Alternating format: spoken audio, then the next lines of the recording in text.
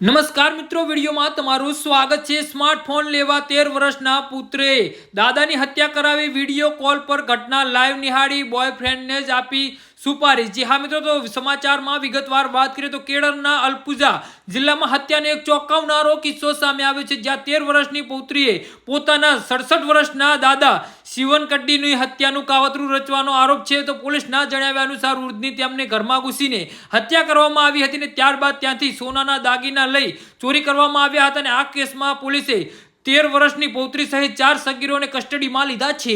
જી હા મિત્રો, અત્યારે હાલના સૌથી મોટા અને દુઃખદ સમાચાર સામે આવી રહ્યા છે। તો મિત્રો, સમાચારમાં વધુ વિગતવાર વાત કરીએ તો પોલીસના જણાવ્યા અનુસાર શિવન કડ્ડી હરિપાડના કરવટા વિસ્તારમાં ભાડાના મકાનમાં રહેતા હતા। ઘટના સમયે તેઓ ઘરમાં એકલા હતા અને તેમની લાશ ઘરની અંદરથી મળી આવી હતી। તેમના હાથ પગ બાંધેલા હતા અને ગળામાં કસીને કપડું બાંધવામાં આવ્યું હતું। પ્રાથમિક તપાસમાં પોલીસને શંકા હતી કે લૂંટના ઈરાદે હત્યા કરવામાં આવી હોઈ શકે છે। ત્યારબાદ પોલીસે ઘટના સ્થળે પહોંચી અને ફોરેન્સિક ટીમ તથા ડોગ સ્ક્વોડની મદદથી તપાસ શરૂ કરી હતી।